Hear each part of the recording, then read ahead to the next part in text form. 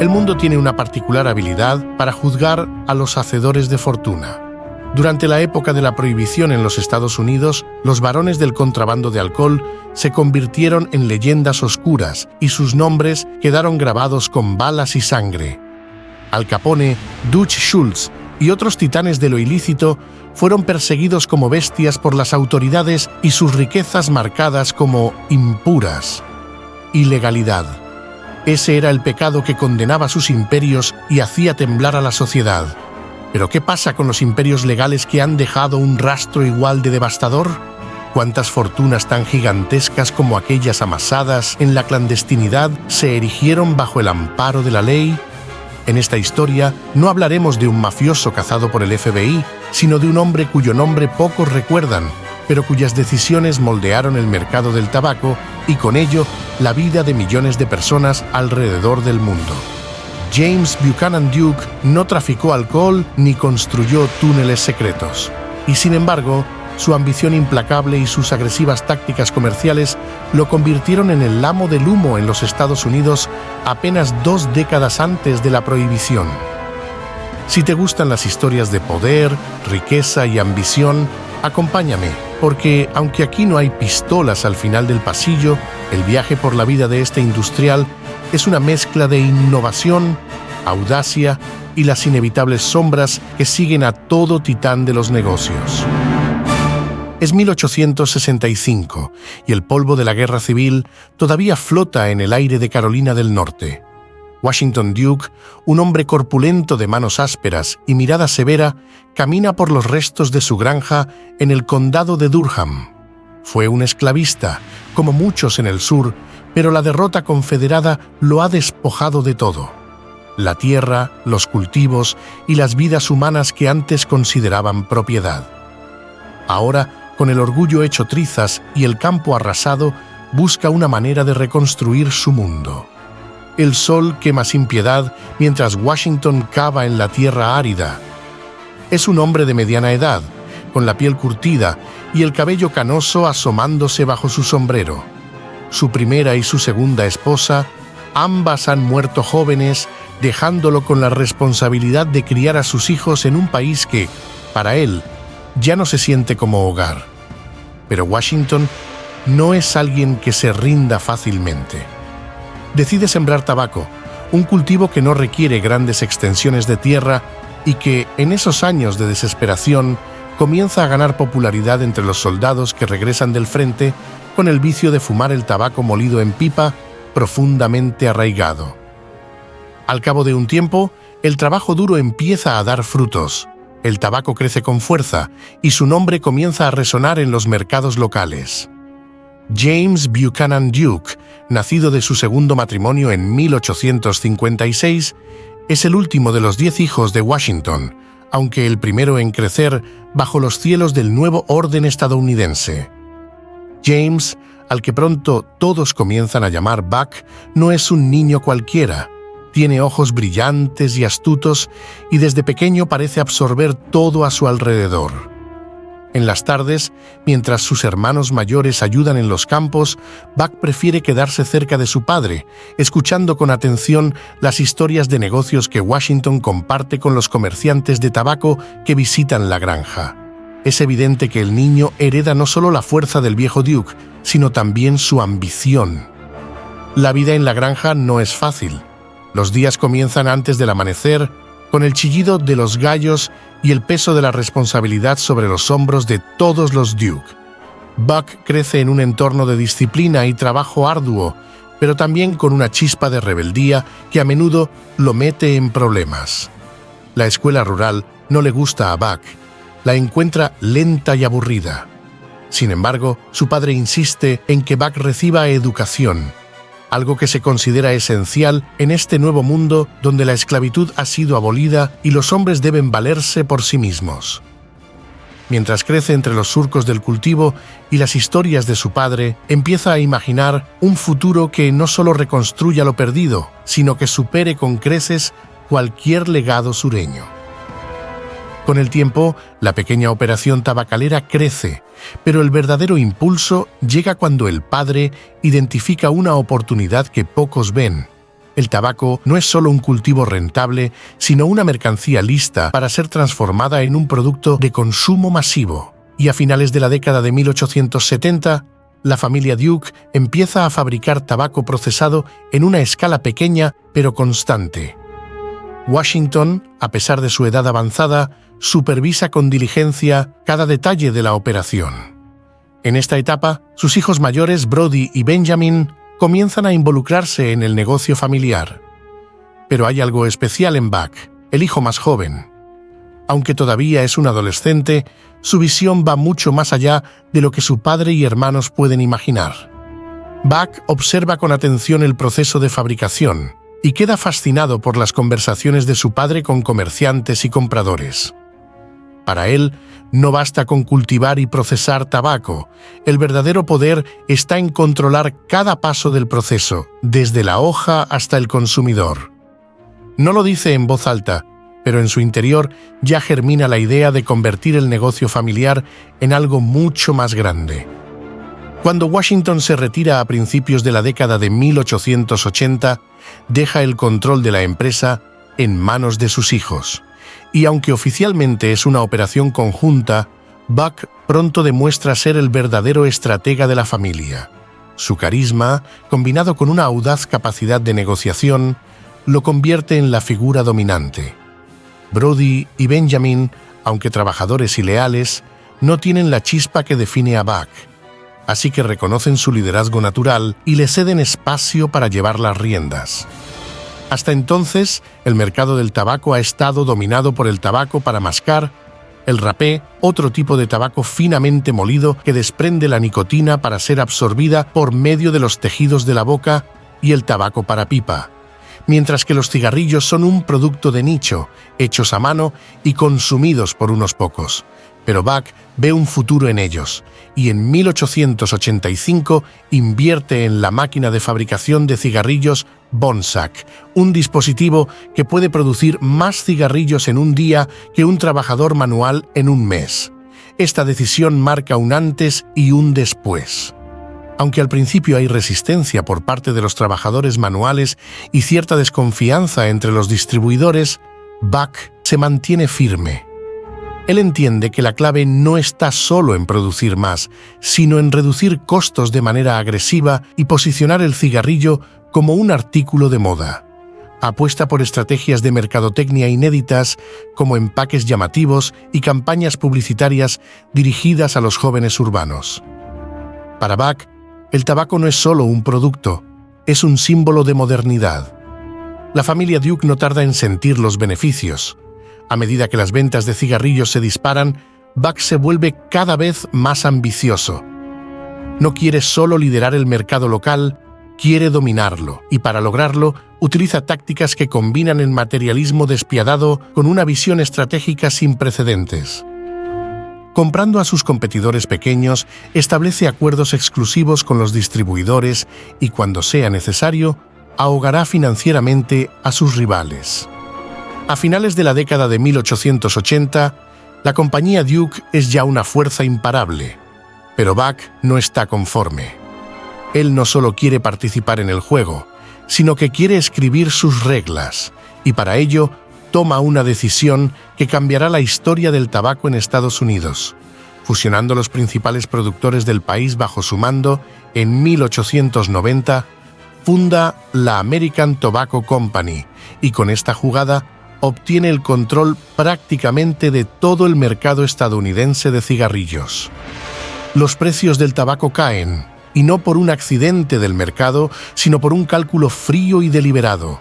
American Tobacco Company, su creación, la joya de su corona, controla no solo la producción de cigarrillos, sino también los canales de distribución y, lo más crucial, la compra de materia prima. En los salones de la compañía, los números cuadran perfectamente. Los bajos costos de materia prima permiten a American Tobacco Company reducir los precios finales de los cigarrillos, aplastando a los competidores que no pueden igualar su eficiencia. Pero en los campos del Black Patch, en los condados occidentales de los estados de Kentucky y Tennessee, la historia es diferente. Allí, Los agricultores viven en carne propia el peso de una maquinaria que no se detiene, porque Buck no negocia, impone, y quien se atreve a rechazar sus términos no encuentra comprador para su producto. Desde su torre de poder, Buck dicta cuánto vale una hoja de tabaco, y lo que él decide no es suficiente para alimentar a las familias de quienes la cultivan. Los cultivadores de tabaco están en guerra y al otro lado de su desesperación, en la cúspide de un imperio, está James Buchanan Duke, sonriente en su oficina en Durham.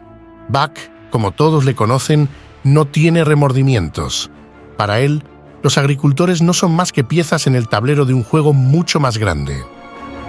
Sin embargo, entre los susurros de los campesinos surge un grito colectivo de rebelión, y en 1904, los cultivadores forman la Asociación Protectora de Plantadores, un intento desesperado de unirse y fijar un precio mínimo por su tabaco. Pero la respuesta de Duke es rápida y demoledora. Intensifica su presión comprando a los pocos disidentes que rompen filas con la asociación, dejando a los demás hundidos en deudas. Es el año 1906, y los campos de tabaco en Kentucky y Tennessee están teñidos de un verde oscuro, cargados de hojas que prometen oro para algunos y miseria para otros.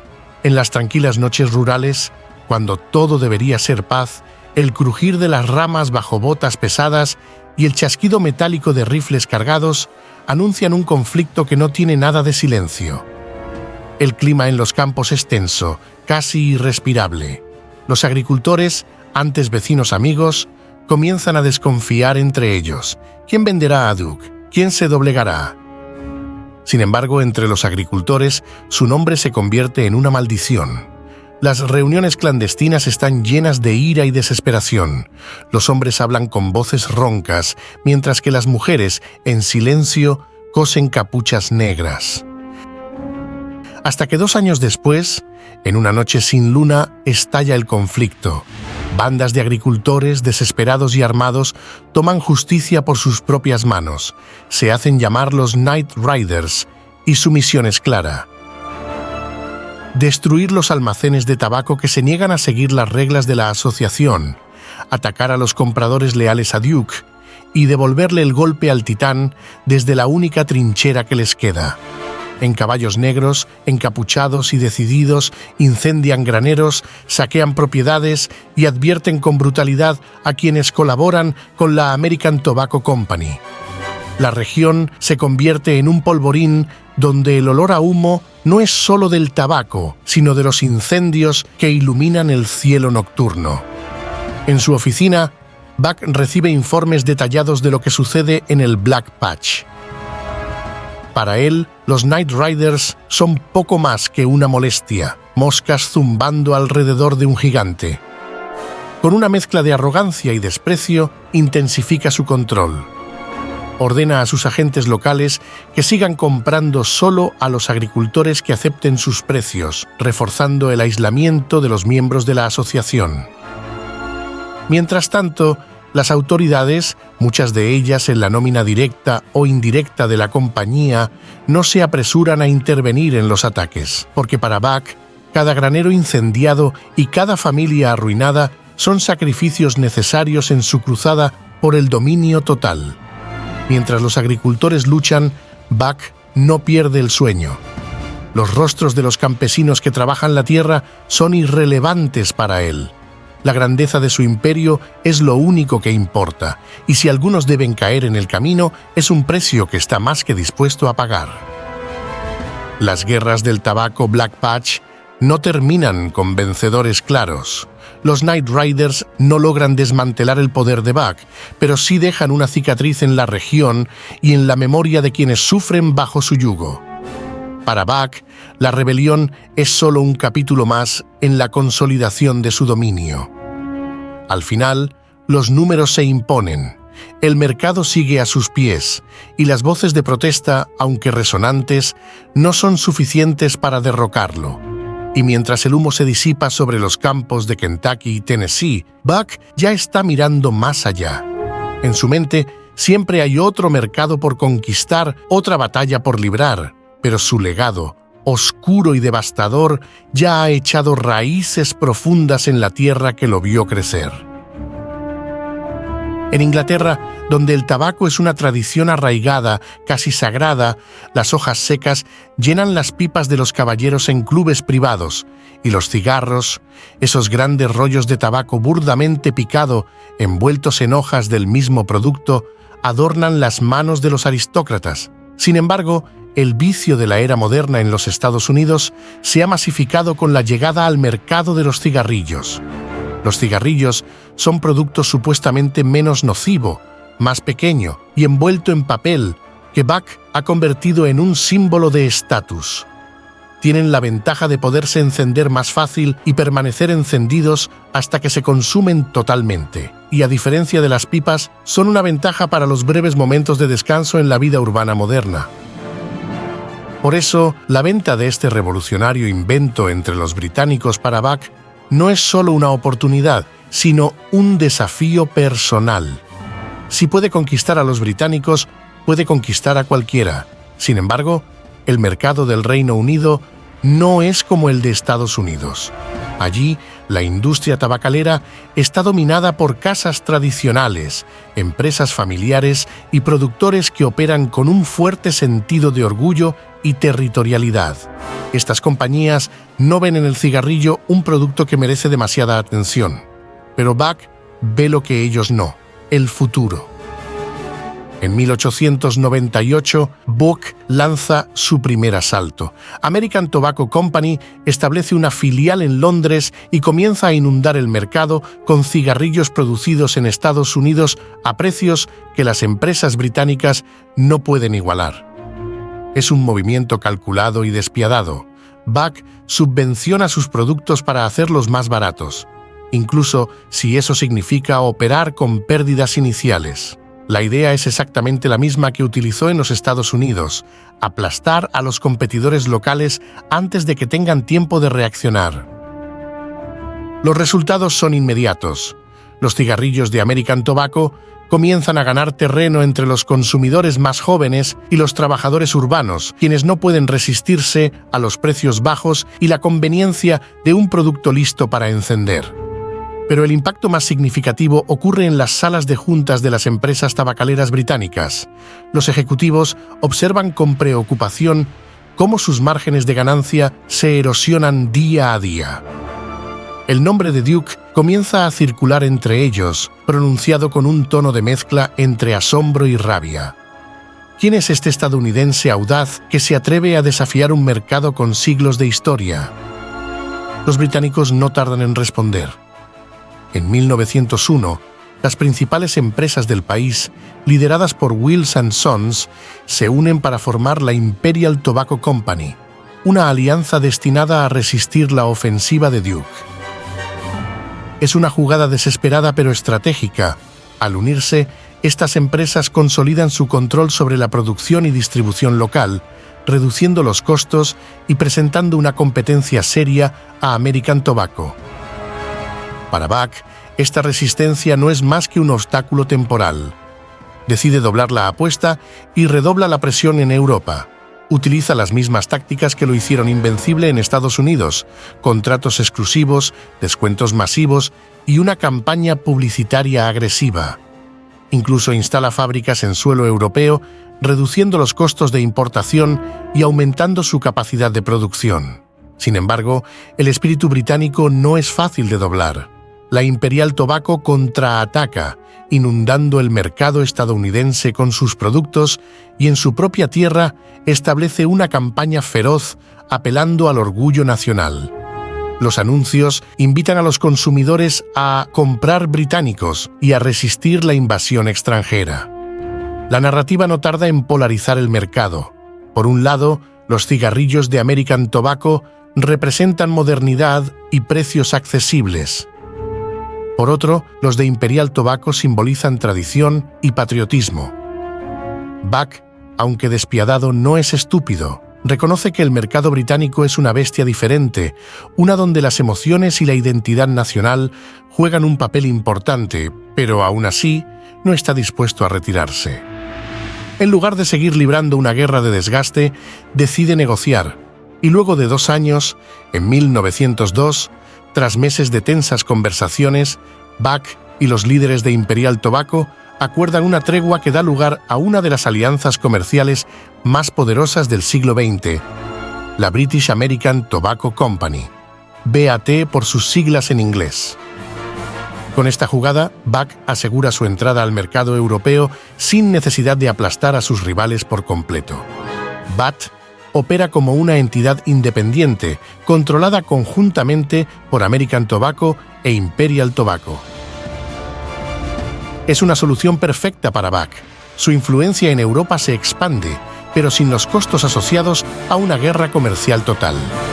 Y mientras se desvanece el humo de la competencia, Buck se sienta en su despacho en Durham, rodeado de mapas y estadísticas, porque el acuerdo con los británicos no ha sido una derrota para él. Al contrario, ha sido una gran victoria estratégica. Una confirmación de que su ambición no tiene fronteras, pues gracias al acuerdo con los británicos surge una tercera empresa, la British American Tobacco Company, y entre los dos van a controlar la venta de tabaco en el resto del mundo. Sin embargo, cada gran imperio tiene enemigos y cada conquista deja cicatrices. Si te gustan las historias de poder, riqueza y ambición, asegúrate de suscribirte y activar la campanita, porque en la segunda parte, lo mejor y lo peor aún está por venir.